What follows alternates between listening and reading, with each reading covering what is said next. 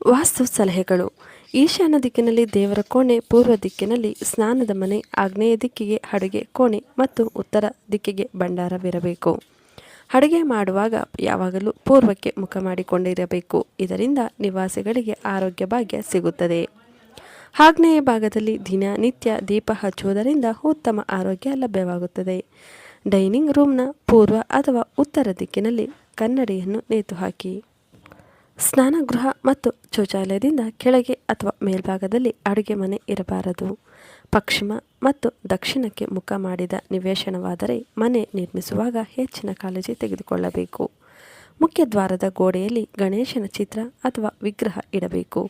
ಗೋಡೆ ಖಾಲಿ ಇದ್ದರೆ ಅದು ಏಕಾಂಗಿತನಕ್ಕೆ ಕಾರಣವಾಗುತ್ತದೆ. ಮನೆಯ ಪೂರ್ವ ಭಾಗ ಯಾವ ಕಾರಣಕ್ಕೂ ಇತರ ಭಾಗಕ್ಕಿಂತ ಎತ್ತರ ಇರಬಾರದು. ಅಡುಗೆ ಮನೆ ಬಾಗಿಲು ಮತ್ತು ಶೌಚಾಲಯದ ಬಾಗಿಲು ಎದುರು ಬದುರು ಇರಬಾರದು. ವಾಸ್ತುಶಾಸ್ತ್ರದ ಪ್ರಕಾರ ನಿವೇಶನ ಯಾವಾಗಲೂ ಚೌಕ ಅಥವಾ ಆಯತಾಕಾರದಲ್ಲಿಯೇ ಇರಬೇಕು. ಆಗ್ನೇಯ ಭಾಗದಲ್ಲಿ ದಿನನಿತ್ಯ ದೀಪ ಹಚ್ಚುವುದರಿಂದ ಉತ್ತಮ ಆರೋಗ್ಯ ಲಭ್ಯವಾಗುತ್ತದೆ. ಮನೆಯಲ್ಲಿ ಆಂಜನೇಯನ ವಿಗ್ರಹವನ್ನು ದಕ್ಷಿಣದಲ್ಲಿಡಬೇಕು. ಇದರಿಂದ ಆರೋಗ್ಯ ವೃದ್ಧಿಯಾಗುತ್ತದೆ. ನೈಋತ್ಯ ಭಾಗದಲ್ಲಿರುವ ಈಜುಕೊಳ ಅಥವಾ ಸಂಪು ಯಾವ ಕಾರಣಕ್ಕೂ ನೆಲದಿಂದ ತಗ್ಗಿನಲ್ಲಿರುವುದು ಬೇಡ. ವಸತಿ ಕಟ್ಟಡದ ಪೂರ್ವ ಭಾಗ ಯಾವತ್ತೂ ಉಳಿದ ಭಾಗಕ್ಕಿಂತ ಹೆಚ್ಚು ಎತ್ತರವಿರಬಾರದು. ಲಿವಿಂಗ್ ರೂಮ್ನ ದಕ್ಷಿಣ ಗೋಡೆಯಲ್ಲಿ ಸೂರ್ಯೋದಯದ ಚಿತ್ರ ಪಟವನ್ನು ತೂಗು ಹಾಕಿ. ದೇವರ ಪೂಜೆಗೆ ಕುಳಿತುಕೊಳ್ಳುವಾಗ ಈಶಾನ್ಯಕ್ಕೆ ಮುಖ ಮಾಡಬೇಕು. ಮುಖ್ಯ ದ್ವಾರದ ಬಳಿಯಲ್ಲಿ ಕಸದ ತೊಟ್ಟಿಯನ್ನು ಎಂದೂ ಇಡಬೇಡಿ. ಬಾಗಿಲು ಸಾಧ್ಯವಾದಷ್ಟು ಪೂರ್ವ ದಿಕ್ಕಿನಲ್ಲಿರಬೇಕು.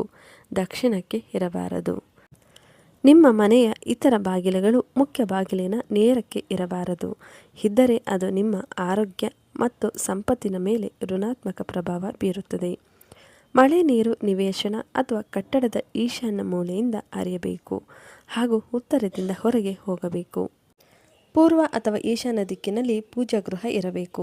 ಬಹುಮಹಡಿ ಮನೆ ನಿಮ್ಮದಾಗಿದ್ದರೆ ಪೂಜಾ ಗೃಹ ಕೆಳಗಿನ ಮಹಡಿಯಲ್ಲಿ ಇರಬೇಕು.